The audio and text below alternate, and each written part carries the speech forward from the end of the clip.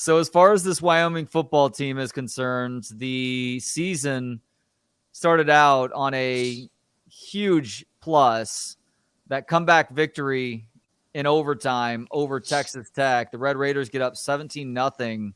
That may have been in the first quarter before Wyoming scratches and claws their way back, is able to hang on to get it to overtime, and obviously wins it in those extra frames. Just how big a moment was that for this program to win a game like that? I mean, obviously it was huge. I wrote about it a ton about this is Craig Bull's 10th season as head coach. I mean, obviously he's had strong wins here and there, but this was arguably one of obviously top three biggest wins of his tenure here at Wyoming. But it was just funny because it's the same stuff over and over. I'm sure every college reporter kind of gets the same stuff from their fans, but when Wyoming, so it's 8 minutes into the game, they're down 17-0 to Texas Tech. I got people DMing me telling me to get Bull fired, and obviously they stuck around for that game. About 3 hours later, they ended up winning in double overtime. But it was not the start that they were hoping for, obviously. But I think that win really showed, and I think Texas fans will see that on Saturday. I mean, the strong suit of this team is the maturity and the leadership, and a lot of these guys are in their 5th and 6th year of playing college football, and that shows when you're playing.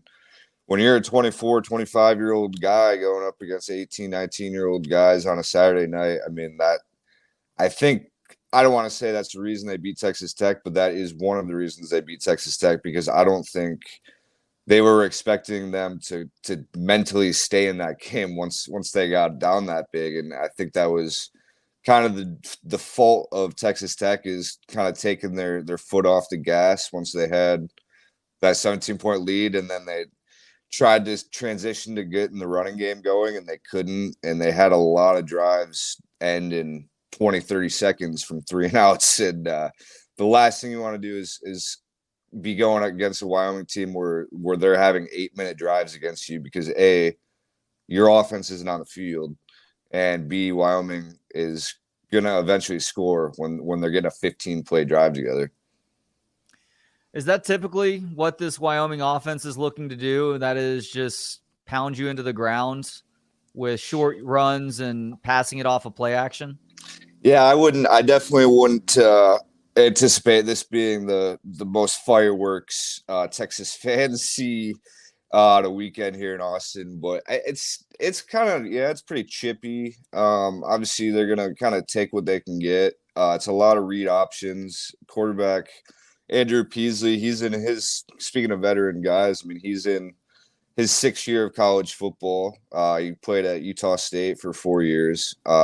And he's actually Wyoming's 2nd leading rusher, which I didn't think I'd be writing 2 games into the season, but I don't know if you watched that game at all, but he took some serious hits against Texas Tech, and then he only played 3 quarters against Portland State last weekend, and they kind of benched him going into that 4th quarter, and then Portland State ends up scoring a touchdown and then almost scoring another touchdown, so they only win by 14, but that got a little hairy there at the end. But I would expect kind of a similar game plan. So Northern Illinois running back transfer Harrison Whaley, he's going to make his season debut this weekend in Austin. He missed these first 2 games with offseason knee surgery, but Craig Bull expects him to play a pretty significant role in the backfield, and I wouldn't be shocked if they roll him out, and if he's healthy, if he's getting 15, 20 touches, and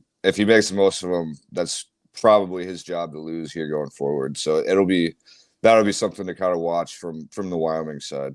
So is he a more dynamic running back then, or is he just a guy who has the skins on the wall? So Wyoming actually played Northern Illinois in 2011, and Whaley ran for I think 179 yards and 2 touchdowns against them. And so obviously they saw his name in the portal, and they're like, hey, we've seen this guy before against our defense. So I think, and I talked to him on on Monday, and he kind of described himself as a one cut back who kind of prides himself on he wants to be a power back, but at the same time he'll catch passes. And there's two other running backs, Jamari Farrell and DQ James, who are both I want to say like 5'7", 5'8", and like 170, 180 pound range. And then they have another running back, Sam Scott, who's like 6'1", 230. And then Harrison Whaley's like literally right in the middle, like 6 foot, 200, 205, I think, something like that. But he's like literally a combination of all three of the other running backs and kind of in his own way. So I think instead of being efficient in one area like speed or power, I think Whaley's got both. And I think that's what they're kind of looking for. The run game has been kind of slow so far, and I think he'll really help this weekend. How much of a handful are the Wyoming tight ends in their passing game? Yeah, I think John Michael Gillenborg, he was kind of one of the heroes against Texas Tech. He had I think he had a couple third down grabs late in that second half, and then he caught I don't know if you saw that play, but to tie the game in double overtime, obviously Peasley was getting sacked as he threw it, and it was John Michael Gillenborg it was kind of like a hot read that he had to adjust to with that blitz. And that was his first career touchdown catch, double overtime against Texas Tech. He's an interesting guy. He was a baseball player. He played 3 games of high school football. And then he had an injury, and so I've talked to him a couple of times, and he's like, I don't know why I was getting recruited to play football, but obviously they saw me as an athlete, and he came here. And the other tight end, Trayton Welch, he's another leadership guy. He's another fourth or fifth year guy here at Wyoming. He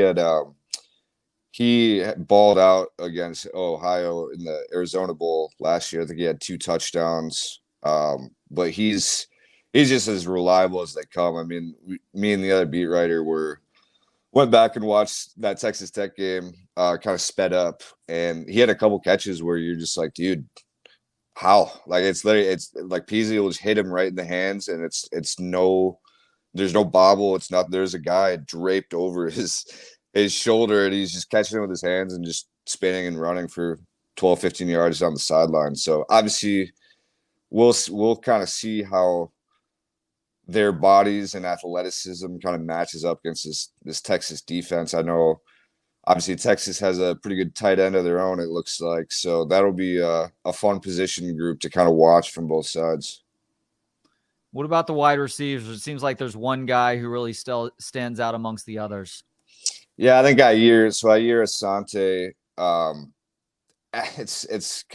it's you want to say he had a big game against Portland State last weekend, but he really only had 2 catches, but they ended up going for I think 70 yards or 78 yards and 2 touchdowns. One of them was a broken coverage, 64-yard touchdown right down the middle of the field.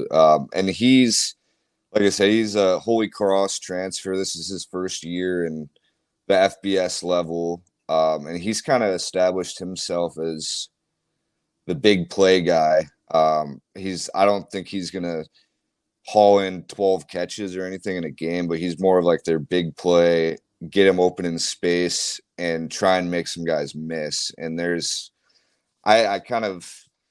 role is kind of yet to be determined, but it's kind of growing through the first 2 weeks. He only had 1 catch against Texas Tech. But then another guy like Wyatt Whelan, he's I think he's kind of a smaller.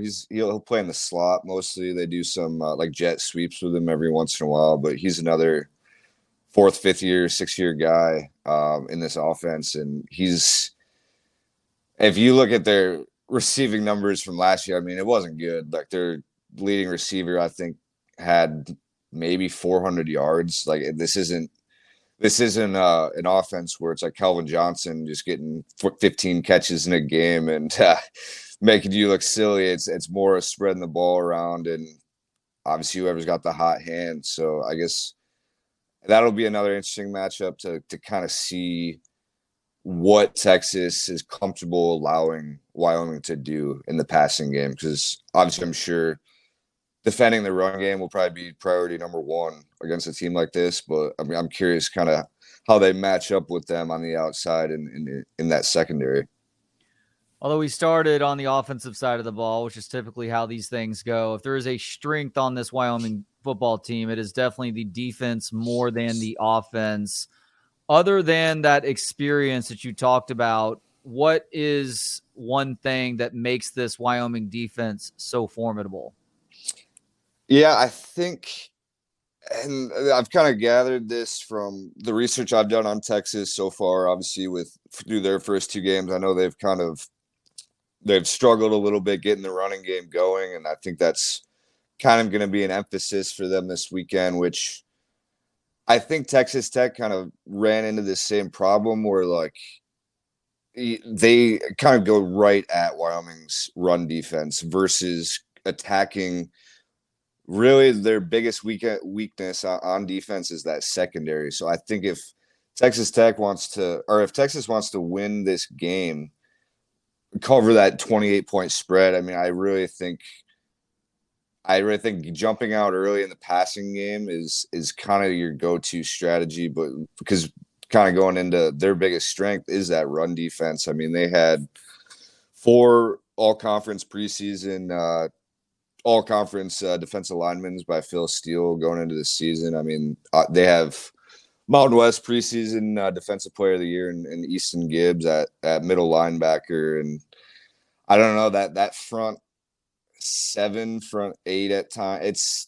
That's a tough group to try and get 5 yards a run, and I think you've kind of seen that defensive line. I mean, Texas Tech ran for 93 yards on 33 attempts. I mean, that was 2.8 yards per carry, and that's including Tyler Shuck with a couple scrambles for 10, 12 yards or so. So I think it would be a mistake for Texas to want to look at this game as an opportunity to say, we want to establish the run game.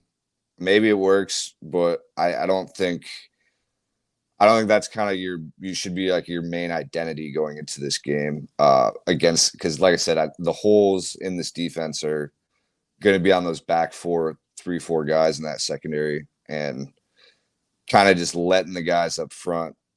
They're going to get theirs at some point. So just kind of dealing with the ebbs and flows of working around that defensive line.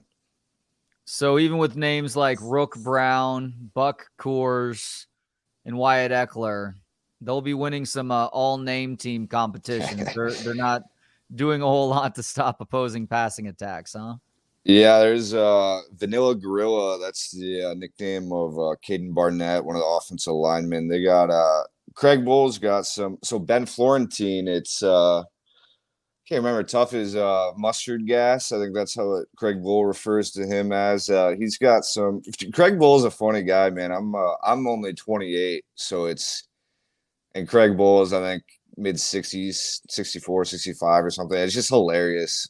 Some of the, because I don't know, like me growing up, like, so PJ Fleck, I went to Western Michigan, and PJ Fleck was the head coach there when I was in college, and could not be any polar opposite in terms of coaching styles. So it's funny just hearing the way that he talks about his guys. I mean, Craig Bull has grown a lot over the last 2 years. I think he really he got burned by the transfer portal 2 years ago, and a lot of the guys that were leaving were saying he didn't have a relationship with the players that were leaving, and that's kind of why they left. And I think he really looked at that and saw an opportunity, and I really give him a lot of credit, because he looked in the mirror and he made some changes, and they ended up when they won the transfer portal last year. That's for sure. They kept a lot of those guys that they lost. I mean, they lost their leading wide receiver, but like I said earlier, it was leading wide receiver had 400 receiving yards. So it's kind of they didn't what they gained in the transfer portal outweighed what they lost by a lot, and I would credit a large portion of that to Craig Bull for sure. I'm just now realizing that Texas is one of the teams that took advantage of Wyoming's roster 2 off seasons ago. They got Isaiah Nayor, who unfortunately for him went on to suffer a significant knee injury in his first fall camp, missed all of last season. And now he's just trying to work his way onto the field. He's basically having to bide time until he gets that opportunity because some other guys have come in on top of dudes who have been here these last couple of years. And it's just tough sledding to find playing time if you're a wide receiver for the Longhorns, not named A.D. Mitchell, Xavier Worthy, or Jordan Whittington.